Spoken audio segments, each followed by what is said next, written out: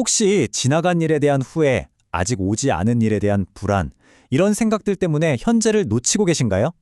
오늘은 부처님의 지혜에서 그 해답의 실마리를 한번 찾아보려고 합니다. 이건 뭐 단순한 시간 관리 기술 같은 게 아니고요. 매 순간을 온전히 살아내는 정말 궁극적인 방법에 대한 이야기입니다. 이 가르침의 모든 것은 사실 이 한 구절에 다 담겨 있다고 해도 과언이 아닌데요. 과거를 돌아보지 말고 미래를 기대하지 말라. 정말 짧은 말이지만 우리가 살면서 겪는 근본적인 문제를 아주 정확하게 짚어내고 있죠. 근데 솔직히 이런 생각 들지 않으세요? 아니, 과거에 대한 후회나 미련, 미래에 대한 걱정 없이 사는 게 그게 정말 가능한 일일까요? 어쩌면 이건 우리 모두가 평생 안고 가는 숙제 같은 건지도 모르겠습니다. 자, 그럼 첫 번째로 우리는 도대체 왜 이렇게 과거와 미래라는 함정에서 헤어나오지 못하는 걸까요? 우리가 시간에 어떻게 갇히게 되는지 그 이유부터 한번 차근차근 살펴보겠습니다. 경전에 따르면요, 우리 마음은 늘 시소의 양쪽 끝을 왔다 갔다 한대요. 한쪽 끝에는 이미 지나가 버린 과거가 있고 다른 한쪽 끝에는 아직 오지 않은 미래가 있는 거죠. 마음이 현재라는 이 중심점에 깍 머무는 순간은 거의 없다는 겁니다. 우리가 과거라는 덫에 걸려드는 과정은 생각보다 굉장히 단순합니다. 그냥 그때 참 좋았는데 하면서 과거의 어떤 순간을 떠올리는 것에서 모든 게 시작돼요. 그리고는 그 기억 속에서 어떤 즐거움, 팔려오르는 난디라고 하는데요. 바로 이 즐거움을 찾아내서 거기에 딱 집착하게 되는 겁니다. 그러면 우리는 대체 과거에 무엇에 그렇게 즐거움을 느끼고 집착하는 걸까요?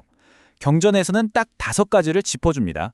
과거의 내 모습이나 내가 가졌던 것들, 물질, 그때 느꼈던 짜릿한 감정, 느낌, 세상을 바라보던 나만의 방식, 인식, 뭔가를 하려고 했던 그런 의지들, 형성력, 그리고 그때의 나라고 믿는 그 생각, 의식까지요.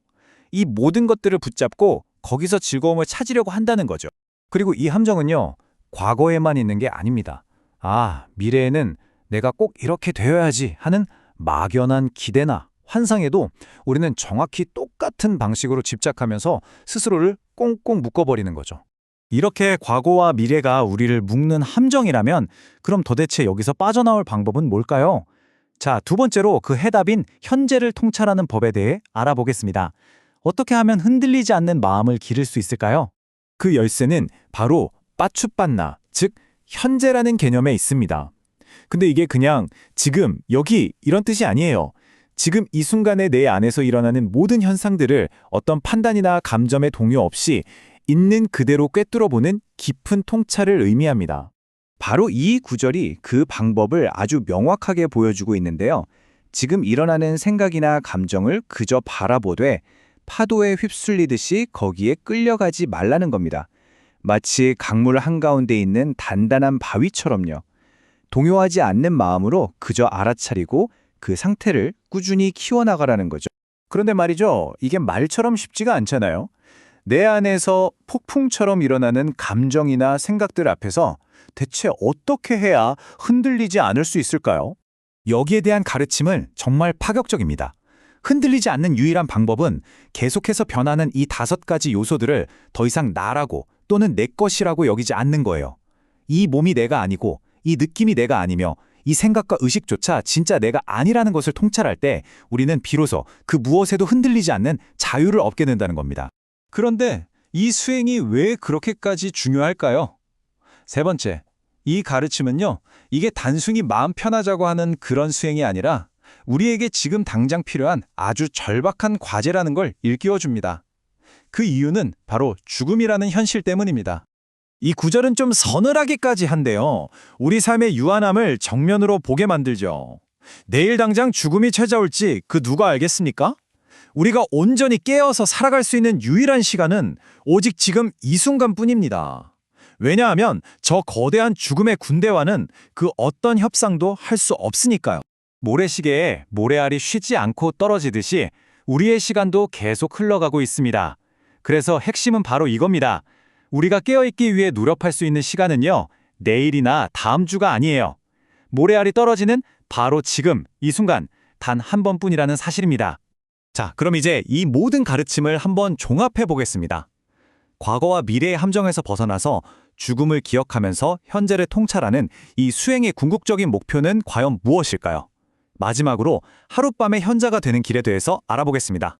경전에서는 이렇게 사는 사람에게 정말 멋진 이름을 붙여주는데요. 바로 밭대깔았다입니다. 글자 그대로는 상서로운 하룻밤을 가진 사람이라는 뜻인데 보통 하룻밤의 현자라고 부르죠. 과거 때문에 슬퍼하지 않고 미래를 향해 목마르게 갈망하지도 않으며 오직 지금 이 순간을 깊이 통찰하며 살아가는 사람을 말합니다. 그러니까 이 하룻밤 현자의 삶이라는 건 우리가 지금까지 이야기했던 모든 가르침의 완성된 모습인 셈입니다.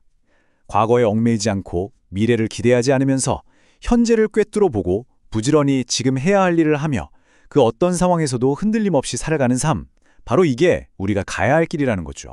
자, 오늘 설명을 마무리하면서 이 질문을 여러분께 그대로 돌려드리고 싶습니다.